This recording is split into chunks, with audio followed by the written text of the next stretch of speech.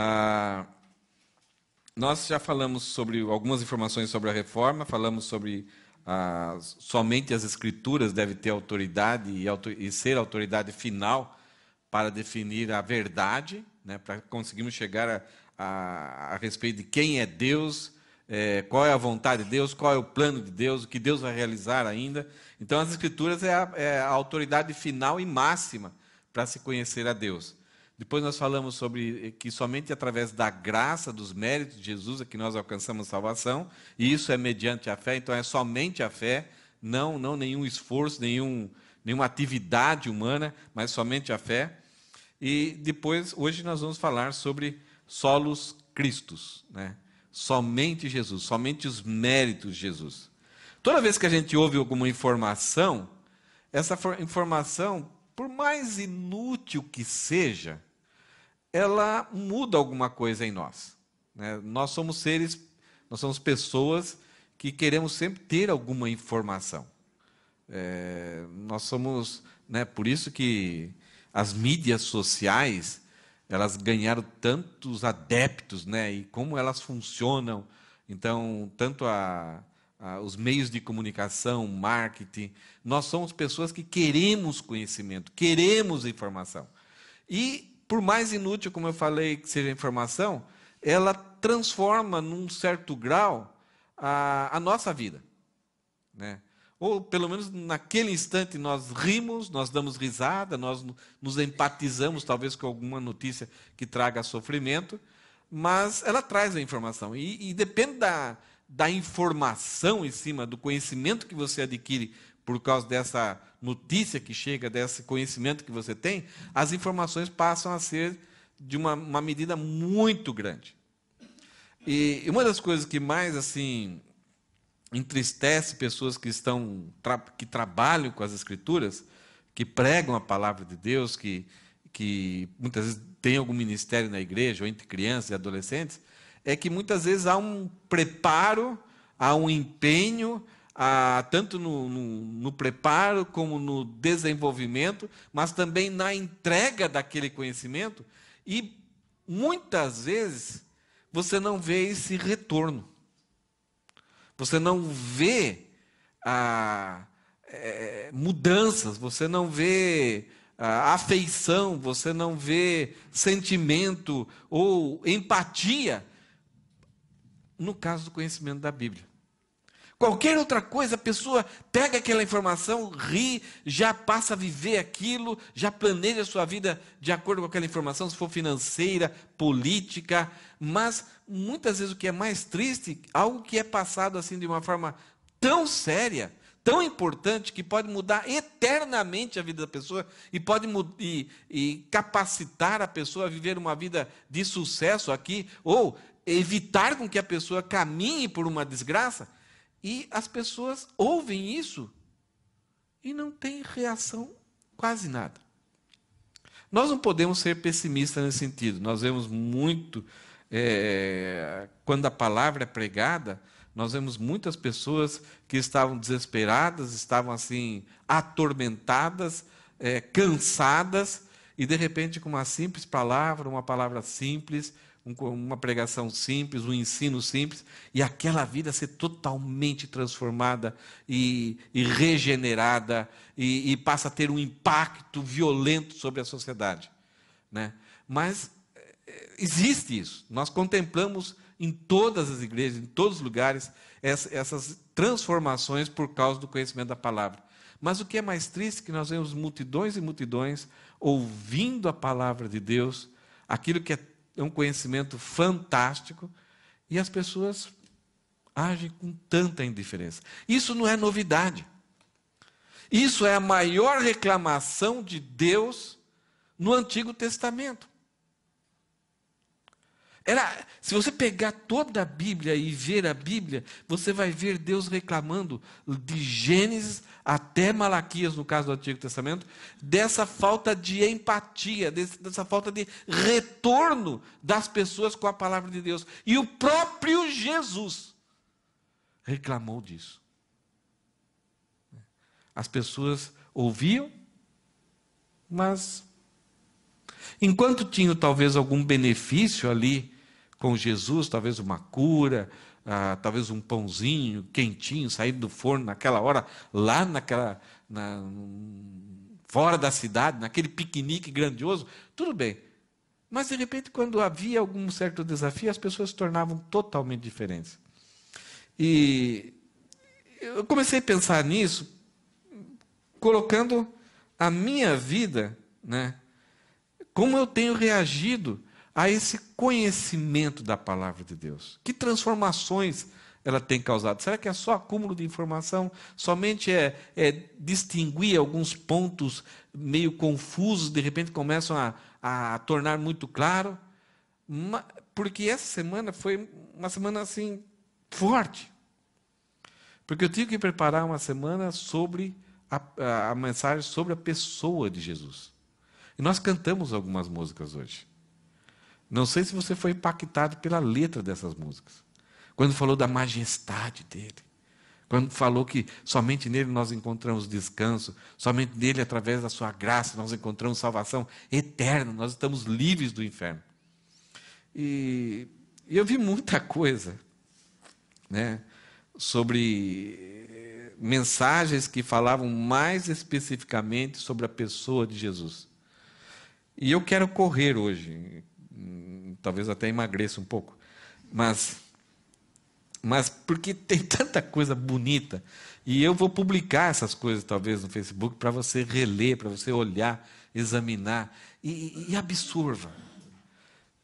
Ore para que o Espírito Santo pegue essas informações e transforme seu coração. Porque nós não vamos falar de receita de bolo. Nós não vamos falar sobre nós estávamos falando sobre a vida de Paulo, mas não vamos falar sobre a vida de Paulo. Nós estamos falando de Jesus. E então hoje a mensagem é Solos Christus, né? A Rosana já colocou aí. E tem um versículo que é um versículo chave, né, em toda a Bíblia, a centralidade do propósito da Bíblia, é Atos 4,12, que fala o seguinte: não há salvação em nenhum outro, é solos Christus. Essa era a tese da reforma. Não há salvação em nenhum outro, não somente em nenhuma outra pessoa, um outro ser, mas em nenhuma outra coisa. Que até antes da reforma se usava pedacinhos daqui, pedacinhos dali, manto sagrado, pedacinhos da cruz, óleo disso, óleo daquilo, caminhar uma escada que eles falaram que desceu do céu. Nada! Não existe salvação em nenhuma outra coisa, em nenhum outro elemento, nenhum outro composição. É somente Jesus. Ele fala, e Lucas narra ainda, não há nenhum outro nome debaixo do céu, em toda a humanidade, por meio do qual devamos ser salvos. É somente Jesus. E quando nós percebemos isso, nós começamos a pensar que Jesus ele é suficiente. Se você for na casa do Elisandro e for no banheiro, você vai encontrar uma bibliotequinha.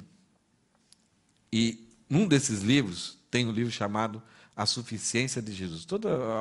Eu vou muito pouco na casa dele, mas às vezes que eu vou, sempre eu leio alguma coisa lá, por isso que eu demoro um pouco no banheiro. Porque você começa a ler, você não quer parar. É um excelente livro para nós lermos. Além da suficiência de Jesus, nós percebemos nas Escrituras que Jesus não tem comparação. Como nós gostamos de admirar Neymar, modelos de beleza, admirar pessoas que fazem Trump, Obama, Dilma, Lula, Bolsonaro. Nós temos uma admiração, nós somos muito fáceis para admirar as pessoas. Mas quando você começa a estudar a Bíblia, principalmente sobre Jesus, você percebe que ele é incomparável. Não dá para comparar. Ele é insubstituível. Não dá para substituir ele por nada. Por isso que Isaías fala que ele é maravilhoso. Lá Isaías fala que ele é um maravilhoso conselheiro. Mas essa palavra pode ser usada em todos os sentidos a respeito de Jesus. Ele é maravilhoso, ele é grandioso, ele é majestoso. Que mais? poderoso. Agora, uma coisa, Keiko, deixa eu antecipar uma coisa que eu prefiro antecipar agora porque eu posso esquecer. Jesus não é muito poderoso. Quando a gente fala de Neymar, a gente fala assim, Neymar é muito bom de bola. Mas Jesus não é muito poderoso. Ele é todo poderoso. Ele não é muito isso, muito aquilo, muito grandioso, muito majestoso. Ele é todo. Completo, perfeito. Ele é majestoso. Todo majestoso. Então, ele é incomparável. Não dá para comparar. É apelação. E eu gostaria de... algumas coisas eu vou ler hoje aqui. Isso são tiradas de outros pregadores. E algumas coisas que eu vou ler até tirado de uma leitura também que o pastor Silas, um irmão do pastor Gessé, onde nós trabalhamos, ele pregou, talvez ele pegou isso de algum outro lugar. Eu esqueci, talvez, ver se isso era original dele ou de algum outro lugar. Parece que isso daí eu já ouvi quando eu era, eu não vou falar quando eu era menor, mas quando eu era mais novo, né? Mas são coisas assim fantásticas, e eu sei que você não vai se lembrar, e eu vou publicar, e você guarda em algum lugar, escreva com a sua própria mão, imprima, coloque em algum lugar para você, na hora do desespero, na hora do cansaço, quando você pensar que não tem mais solução, não tem mais jeito, você olha para aquilo, puxa, o meu problema não se compara àquilo que Jesus é. Ele é muito além. Então, se ele é muito além, o problema é insignificante para ele resolver. Onde que Jesus é maravilhoso, e é majestoso, e é grandioso? Na sua pregação e ensino.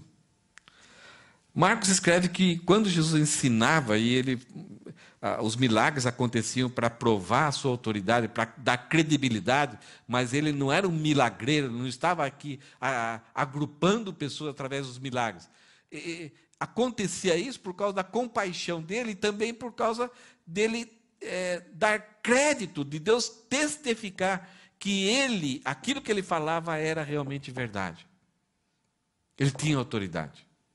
Mas a maior preocupação de Jesus, aonde ele ia, e muitas vezes ele repetia várias vezes a mesma ideia, o mesmo tema, a mesma mensagem. Então, em Lucas nós temos o Sermão do Monte, em Mateus nós temos o Sermão do Monte, em Lucas a mesma mensagem tem um outro título que é o Sermão da Planície. Então, aonde ele ia, ele estava pregando. Por isso que as pessoas registraram nas suas mentes essa mensagem, que era muito importante, é a mensagem do reino. E quando ele ensinava, Marcos fala o seguinte: o povo ficou admirado com o seu ensino, pois ele falava com verdadeira autoridade, diferentemente dos mestres da lei. Então, Jesus era grandioso por causa do seu ensino. Seu ensino entrava nos corações e na mente das pessoas. Os mestres da lei não eram pessoas que de repente ocupavam, eram pessoas extremamente treinadas, desde pequenininhos, desde novinhos, com excelentes mestres, sabiam quase todo o Antigo Testamento, pelo menos os 5 livros de Moisés sabiam de cor. E o Antigo Testamento, eles mencionavam não somente o texto bíblico, mas os comentários dos rabinos. Eles manejavam isso de uma forma muito fantástica. E aqui, Jesus era maravilhoso já aos 13 anos, que quando ele foi no templo, ele estava conversando com os escribas e os fariseus, e eles ficaram admirados também dessa sabedoria, não somente de informações, que existem tantos versículos, não é isso. É como Jesus sabia manejar isso, é entender aquele versículo e aplicar à vida cotidiana. Era isso que é sabedoria, não é informações. Eu recentemente vi um vídeo no YouTube de uma garotinha que fala não sei quantas línguas, ela foi treinada por sua mãe e criou essa habilidade. Não é isso, é muito mais do que isso. Era entender o texto bíblico e reconhecer e aplicar na vida cotidiana, na nossa situação de vida. Então, por isso que as pessoas, quando ouviam Jesus e a forma com que ele aplicava, a forma com que ele atendia, a forma com que essa mensagem chegava ao coração e à vida das pessoas, eles ficavam admirados. Ele pregava com autoridade. O próprio Jesus também, isso tem muito a ver com os nossos dias, ele era dogmático. O seu ensino era absoluto. Nós vivemos uma época em que você tem a sua verdade, eu tenho a minha verdade. Não existe absolutos. Então, nós temos que ser tolerantes com várias verdades, várias vertentes, várias ideias. Então, não existe um absoluto. Ah, não, a sua fé é desse jeito, eu tenho a minha fé do outro jeito. Quando Jesus chegou naquele momento, havia vários pensamentos, vários filósofos, várias ideias sendo impregnadas na mente das pessoas. E as pessoas estavam perdidas. E Jesus, quando ele vem e prega em João 14,6, ele fala assim: eu sou o caminho, a verdade, a vida. Ele vem com uma afirmação absoluta, categórica.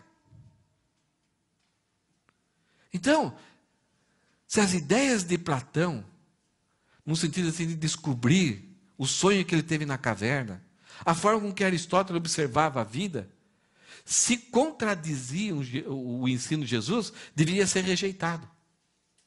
Porque Jesus fala: eu sou a verdade. Eu sou o ponto de referência de tudo aquilo que é verdadeiro na humanidade, nos céus e na terra. Ele não negociou.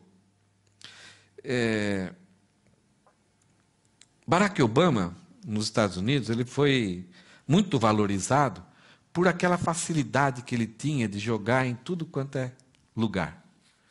Ele aceitava essa verdade aqui, ele aceitava aquela verdade ali, ele era pluralista. E vem então o Trump. O Trump é categórico. E a nossa sociedade não gosta. As maiores críticas contra o Trump não é a forma dele, da economia, das ações de governo, dos decretos, não é isso.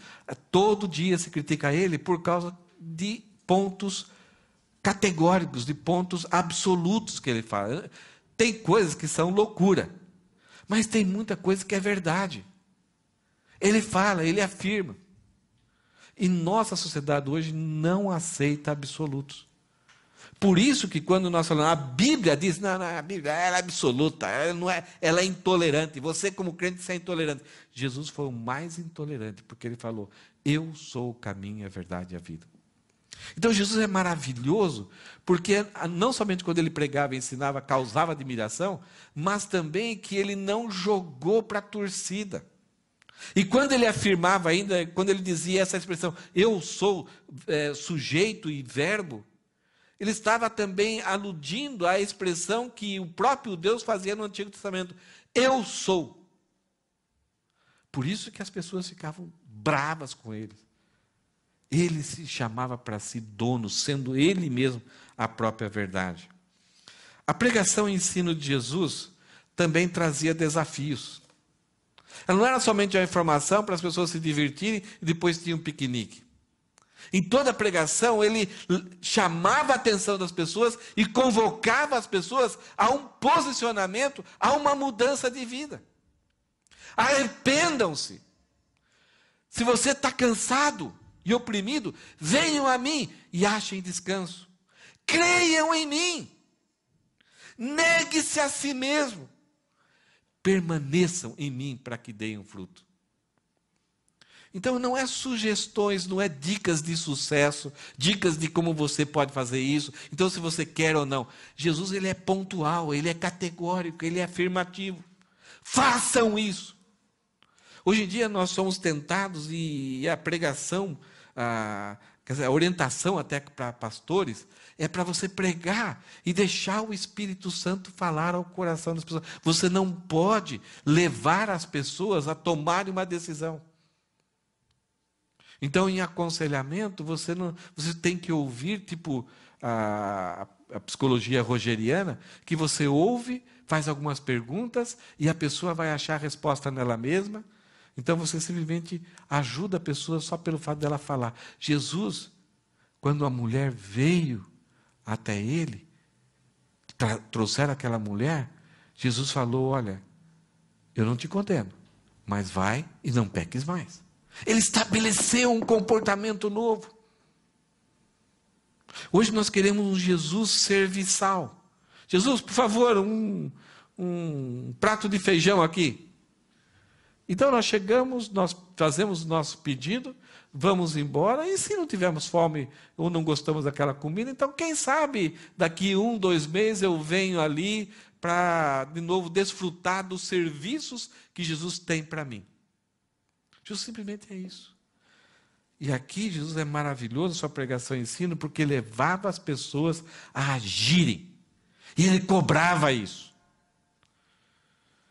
Jesus também é maravilhoso na sua pureza e integridade moral. Lá na cruz, 2 criminosos ao lado de Jesus, um zombando de Jesus, você falou que faz isso, é todo poderoso, é filho de Deus, tal. Se você tem todo o poder, nós estamos aqui na mesma situação, então, nos livra. Mande algum anjo aqui, faz com que os pregos saltem para fora, cura as nossas feridas e destrua os soldados que estão vigiando aí. Faça alguma maravilha. E o outro, também criminoso, também, e os romanos não levavam para a cruz qualquer pessoa. Os romanos tinham um certo nível de justiça. Inclusive, no caso, Jesus foi morto pelos romanos por causa de uma pressão muito grande da liderança. Mas tanto Pilatos e Herodes quiseram inocentar Jesus, quiseram libertar Jesus. Até puniram Jesus na tentativa daqueles líderes ficarem satisfeitos com aquela punição, com aquela surra que Jesus levou, para poder libertar Jesus, porque eles sabiam que ali não havia crime nenhum. Eles cometeram até o crime de punir Jesus, e depois, por causa daquela pressão social, pressão da liderança da nação de Israel, eles levaram Jesus até a cruz. Mas lá na cruz, um dos bandidos, um zombou e o outro falou assim, olha, nós merecemos morrer por nossos crimes, mas este homem aí não cometeu mal algum.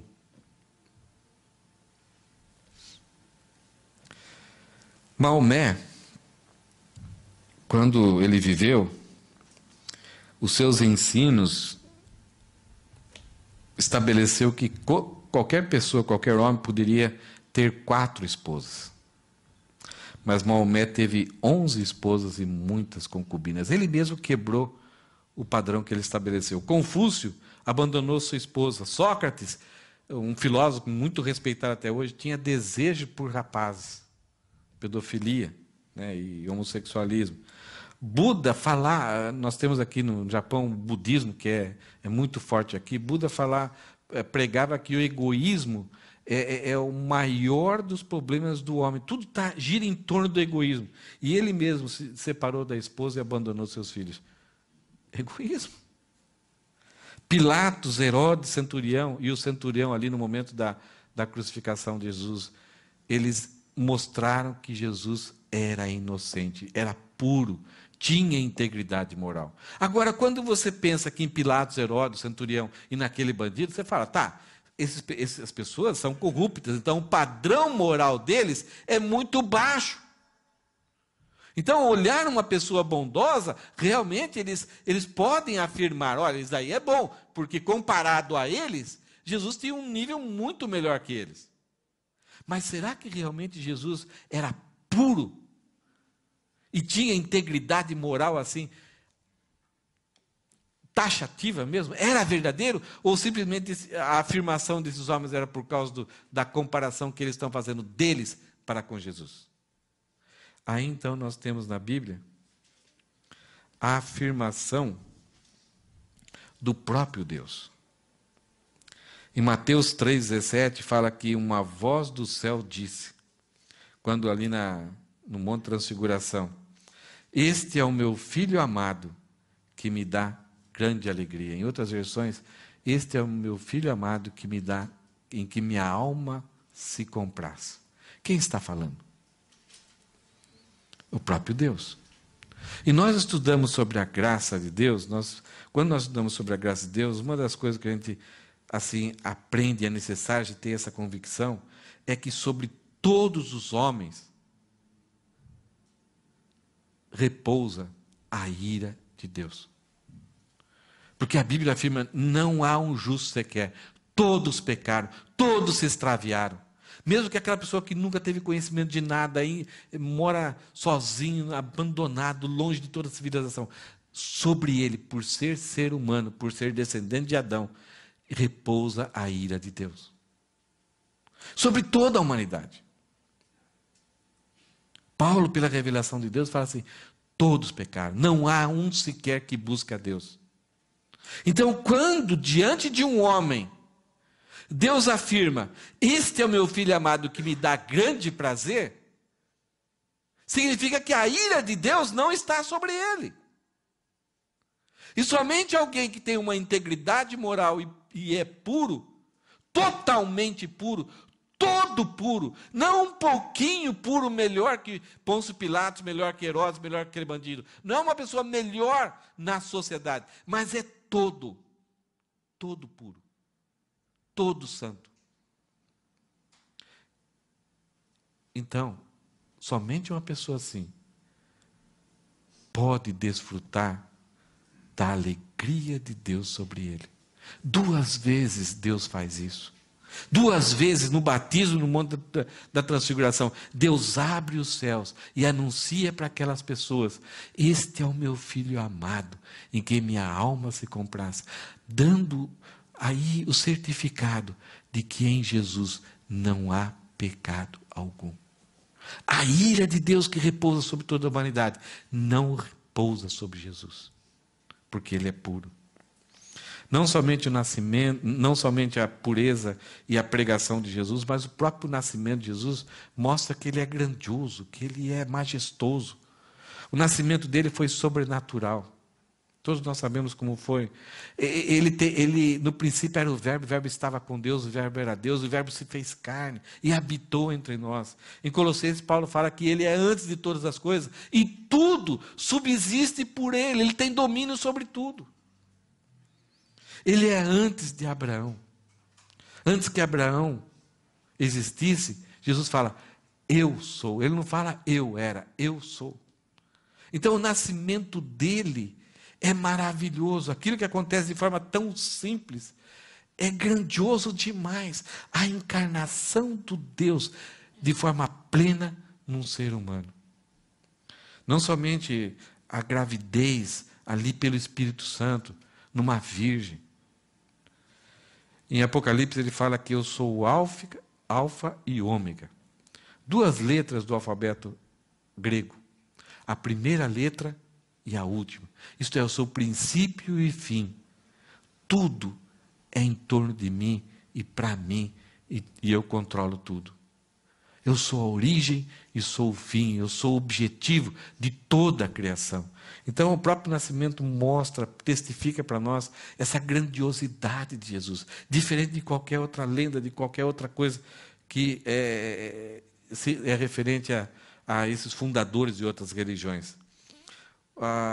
Além desse nascimento, Jesus, a palavra de Deus mostra que a natureza de Jesus, ela é grandiosa, ela é majestosa, ela é incomparável.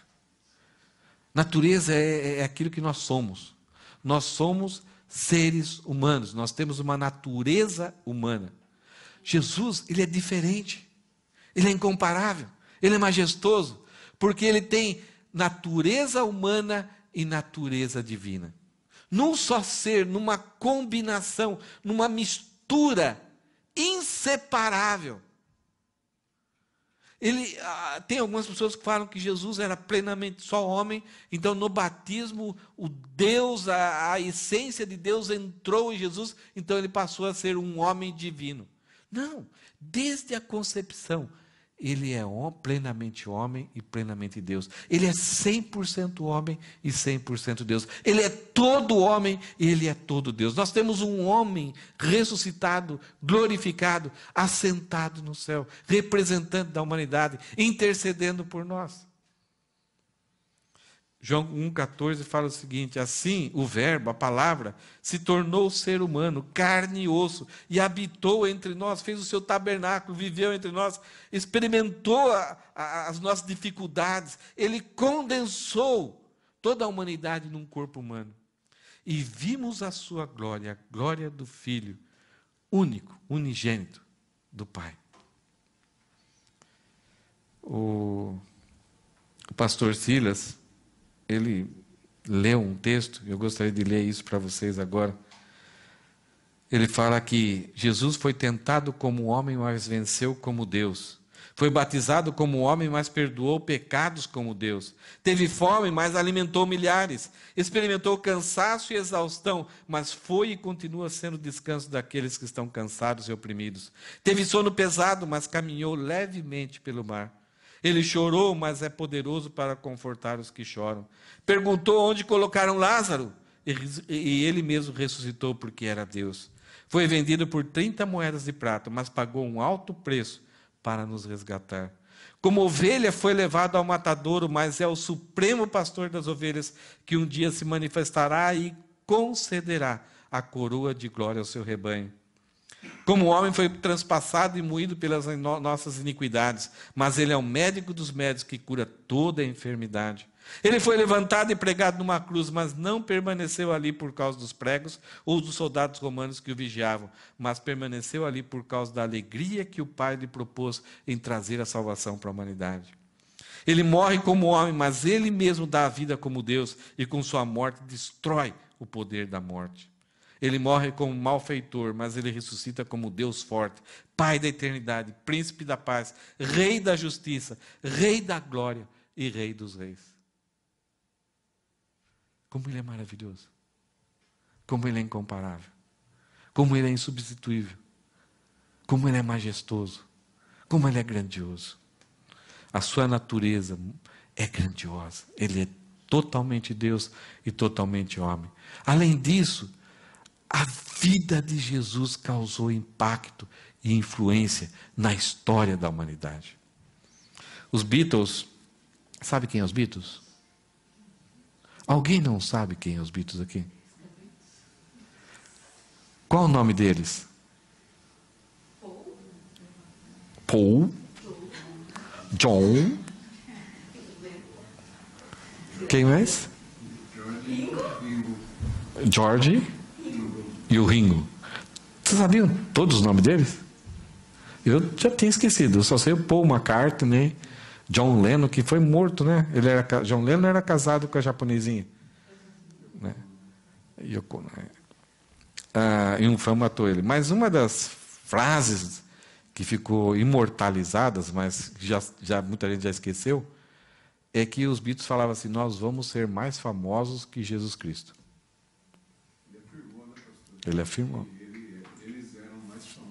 Eles eram mais famosos. E já estamos esquecendo eles. Já estamos esquecendo. Num mundo em que a mídia propaga, divulga, promove. A influência e impacto de Jesus foi incrível.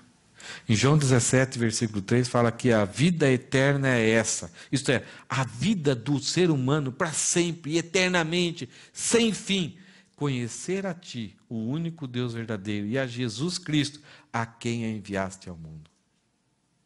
Jesus nunca vai deixar de ser conhecido até no inferno, por toda a eternidade.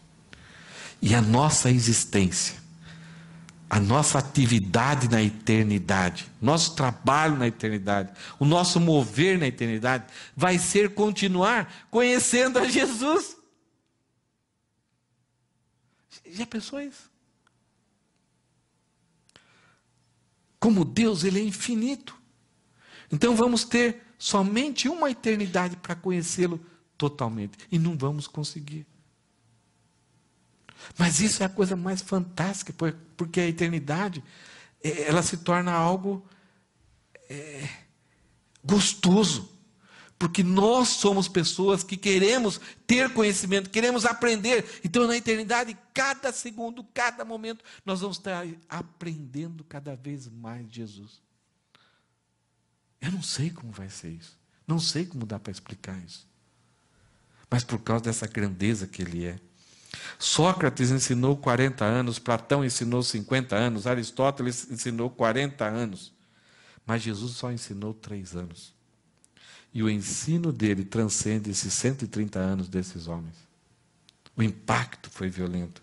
Jesus nunca pintou nenhum quadro, mesmo assim as maiores pinturas de Michelangelo e Da Vinci foram inspiradas em Jesus. Jesus nunca escreveu nenhuma poesia, a única coisa que ele escreveu foi ali na areia, diante daquela mulher, diante daquelas autoridades. Mas Dante e outros poetas se inspiraram na vida e ensinamento de Jesus para compor suas melhores poesias.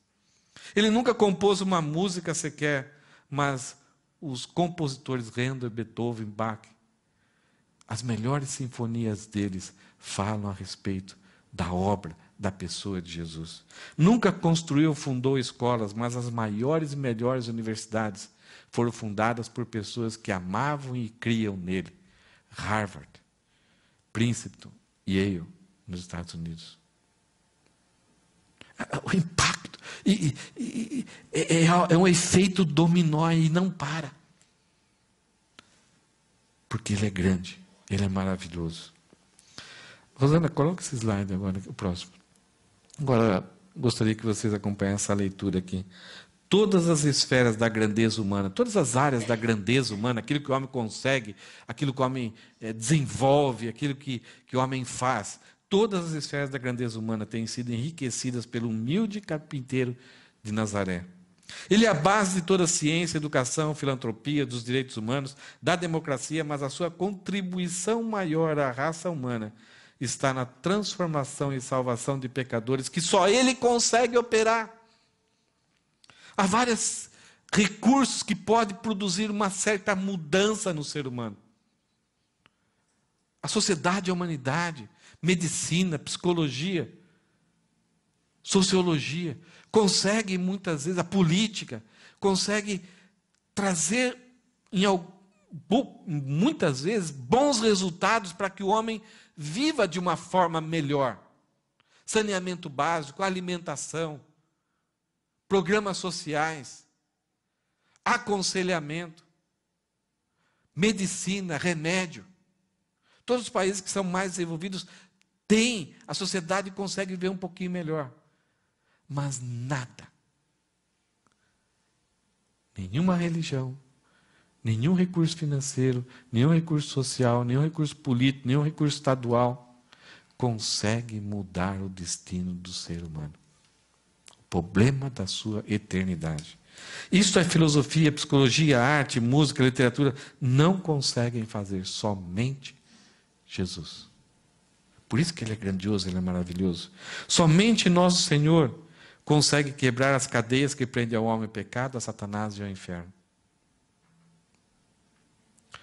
Há recursos na sociedade que muitas vezes livram as pessoas de algumas coisas, de algumas tragédias.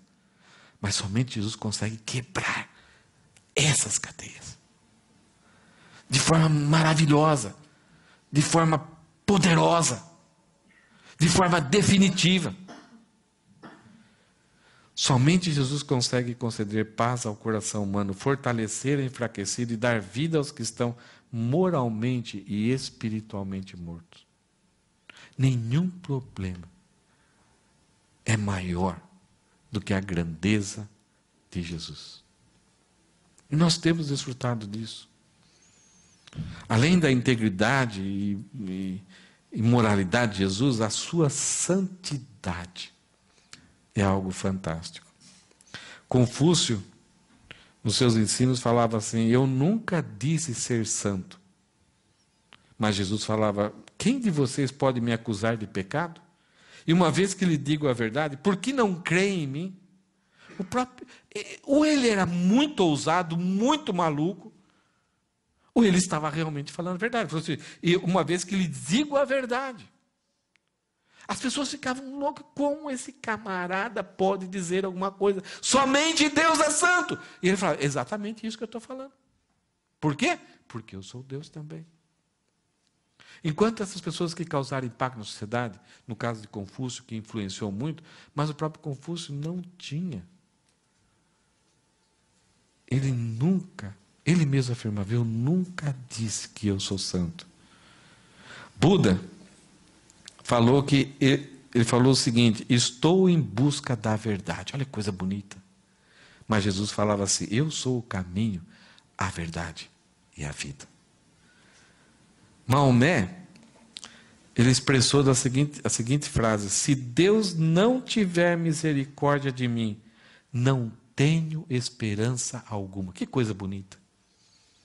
Mas Jesus, na boca de Paulo, Paulo escreve o seguinte: eu, Paulo, apóstolo de Cristo Jesus, por ordem de Deus, nosso Salvador, e de Cristo Jesus, nossa esperança.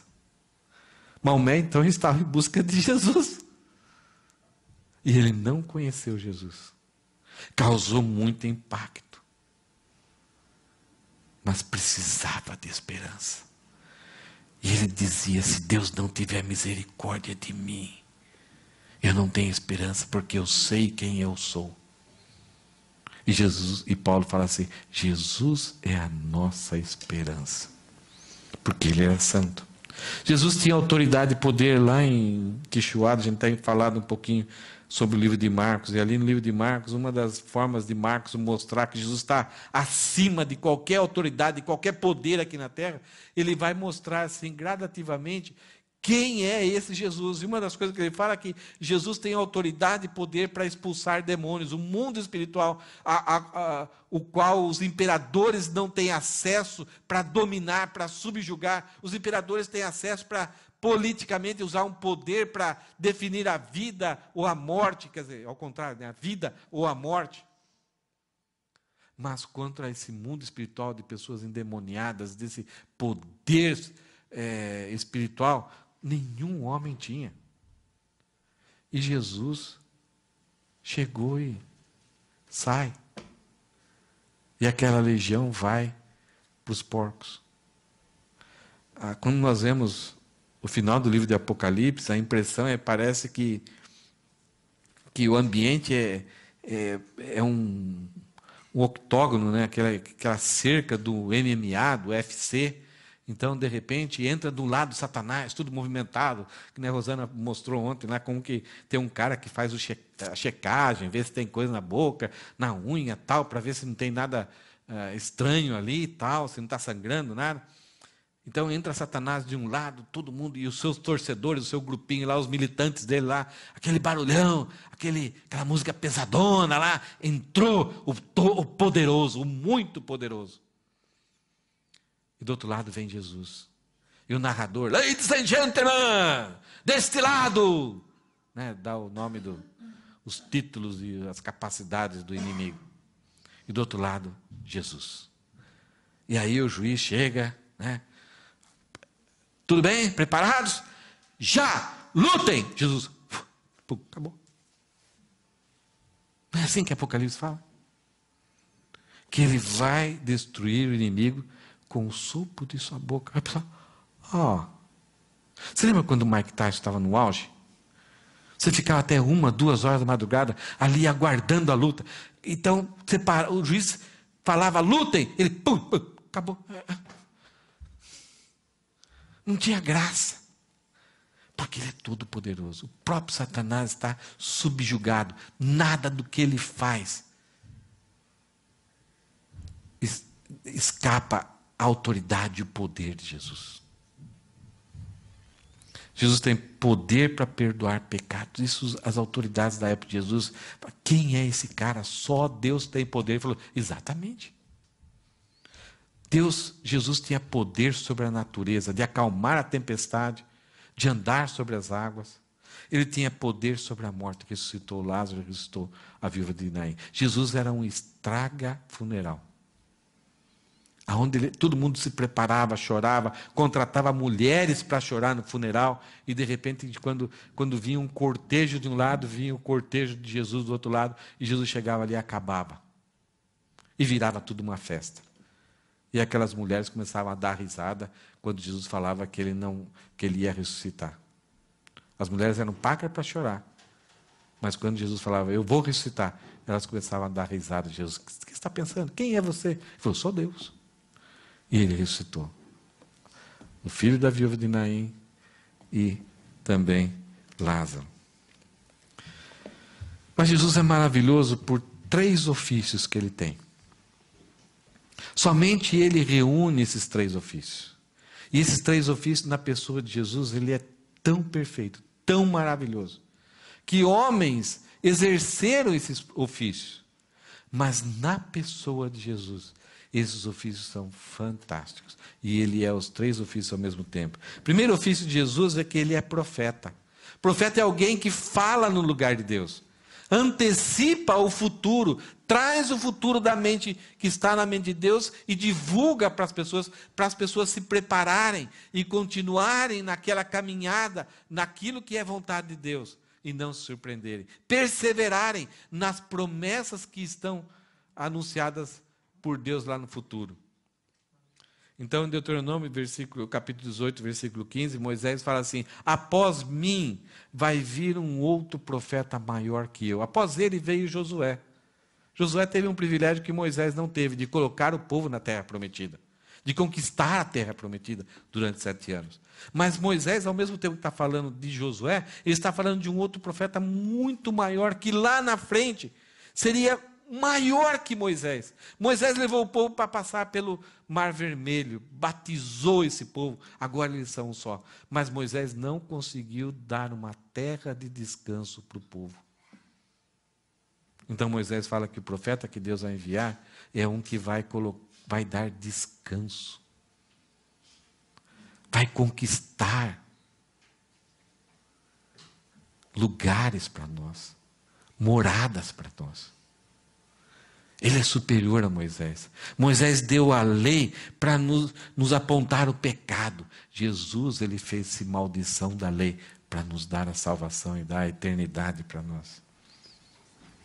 Quando Jesus estava no Monte da Transfiguração, aconteceu o seguinte: enquanto ele ainda falava, uma nuvem brilhante os cobriu, e uma voz que vinha da nuvem disse: esse é o meu filho amado, a que me dá grande alegria, ouçam-no.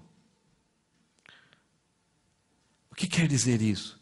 Deus está dizendo para aqueles homens que estão ali: ele é o meu profeta, ouçam, ele fala por mim, ele fala em meu nome, escutem ele. Vocês querem saber a minha vontade? Querem saber o que eu quero, o que eu desejo, como eu entendo a humanidade? Escutem Jesus. Então ele é o verdadeiro profeta, ele é o profeta superior. Não somente isso, ele também é o sacerdote. Profeta é aquele que traz Deus para a humanidade. O sacerdote é aquele que leva o homem de forma satisfatória para que Deus aceite o homem. Os sacerdotes do Antigo Testamento sacrificavam para que o homem fosse aceito, e aquele aroma do sacrifício sendo queimado, aquela fumaça, chegasse até Deus com um aroma suave, que os corações estavam crendo que ali houve um animal que pagou o preço do pecado. Então Deus podia ser gracioso e misericordioso com o povo. Então o sacerdote visava fazer alguma coisa para que a graça e a misericórdia de Deus repousasse, a ira de Deus fosse removida e a graça de Deus pudesse tolerar o pecado da humanidade. Essa era a função do sacerdote. O profeta era trazer a voz de Deus, mostrar o que Deus exigia da nação. O sacerdote levava o homem à presença de Deus. E aqui, Romanos 5,10, Paulo fala o seguinte: pois, se quando nós éramos inimigos, a situação era terrível, inimigos de Deus, nosso relacionamento com Ele foi restaurado, isto é, nós somos aceitos por Deus. Alguém nos levou, alguém fez alguma coisa para que a ira fosse removida e a graça e a misericórdia fosse sobre nós. Então, quando nós éramos inimigos de Deus, nosso relacionamento com Ele foi restaurado pela morte de seu Filho. Agora que já estamos reconciliados, certamente seremos salvos por sua vida. Então, Jesus não é somente o sacerdote, Ele é o quê? O que Hebreus fala? Ele é o nosso sumo sacerdote. E todas as maravilhas a respeito de Jesus, a sua integridade moral, a sua santidade, a sua pureza e o sacrifício, ele é o sumo sacerdote que faz alguma coisa para nós sermos aceitos por Deus, e o sacrifício que ele apresenta é o quê? A sua própria vida. Os outros sacerdotes não apresentavam a sua vida, porque a sua vida é pecador, ele precisava sacrificar por ele mesmo. Mas Jesus não sacrifica por ele mesmo. Ele é totalmente santo, ele é totalmente íntegro, ele tem a retidão moral. Ele se apresenta como o Cordeiro que tira o pecado do mundo. E ninguém tirou a vida dele. Ele voluntariamente a doou. Ofício de profeta, ofício de sacerdote, ele leva, restaura, dá a vida eterna, mas ele não deixa o homem sozinho. Ele passa a ser um rei soberano e amoroso. Então, o terceiro ofício de Jesus, ele é rei. E Lucas, falando a respeito de quem seria aquela pessoa que nasceria, que foi gerado ali no ventre de Maria, Lucas fala o seguinte: ele será grande e será chamado Filho do Altíssimo. O Senhor Deus lhe dará o trono do seu antepassado Davi, ele será superior a Davi. E ele reinará sobre Israel para sempre. Todos os reis, Saul, Davi, Salomão, Asa, todos os reis da nação de Israel, eles morreram. E todos eles pecaram. Até Davi, o rei segundo o coração de Deus, teve uma vida de pecado. Mas Jesus, não. E o seu reino será para sempre. Para sempre. Nós não precisaremos ter medo de mudanças. Mudanças políticas, de nova ordem. O Brasil está vivendo uma situação terrível, que as pessoas não têm descanso. Não sabem o que pode acontecer. Aposentadoria, o que vai ser. Pessoas que pagaram tanto tempo, daqui a pouco está se mudando as regras. E aí, será que eu vou viver até a época de eu me aposentar? No caso desse reinado, é um reino de justiça, de amor, de relacionamento. E nós vamos reinar com Jesus. E o seu reino jamais terá fim. Hoje, por que a reforma levantou essa questão de que só Jesus? É suficiente nós falar mais do que isso? Tem muito mais coisa. De quem? Por isso que Lutero, quando ele começou a estudar os livros de Romanos e as escrituras de Paulo, ele começou a ver como Paulo falava a respeito de Jesus, do Evangelho. Ele foi para a Bíblia e falou assim: dá nojo ver o Papa representante de Cristo. Ninguém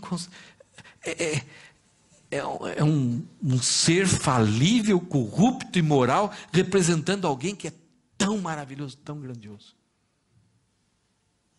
E pessoas substituindo essa grandiosidade do sacrifício de Jesus por pedacinhos de madeira, por indulgências. Lutero, quando ele pregou ali, eu imagino que ele estava com ira. Como podem comparar esse Jesus insubstituível, esse Jesus grandioso, esse Jesus majestoso, incomparável, com coisinhas que se inventaram ao longo da história? Nós temos que parar com isso. Então a reforma aconteceu por aquilo. Mas hoje nós temos uma deforma também atual. Hoje, o mundo evangélico, o mundo cristão, estão pregando um Deus sem ira. O qual esse Deus trouxe homens sem pecado. Isto é, não se fala que o homem tem pecado. Para um reino sem julgamento, isto é, não haverá consequência nenhuma. Todos são salvos, todos são bondosos. Então Deus é um Papai Noel que está dando presentes por aí. Sem julgamento. Então se prega que é um Deus sem ira, o qual trouxe homens sem pecado para um reino sem julgamento, por meio de ministrações de um Cristo sem a cruz. É o Cristo coach, é o Cristo técnico, é o Cristo garçom, é o Cristo psicólogo, é o Cristo curador, é o Cristo motivador, mas não um Cristo maravilhoso, fantástico, infinito, que deu a sua vida na cruz, pagou o nosso pecado na cruz. Você se lembra como eu comecei essa mensagem? Eu comecei dizendo que Algumas vezes a gente tem informações, algum conhecimento, e que muda a nossa vida. Eu espero que essas informações que você teve sobre Jesus hoje mude a sua vida. Te dê segurança, te dê mais firmeza, te dê mais alegria, te dê mais resistência e mais amor pelas pessoas que você conhece, que ainda não conhece esse Deus maravilhoso, que talvez estão dedicando tanta devoção a Buda, estão dedicando tanta devoção a Maomé, tanta devoção a Pedro, a Paulo,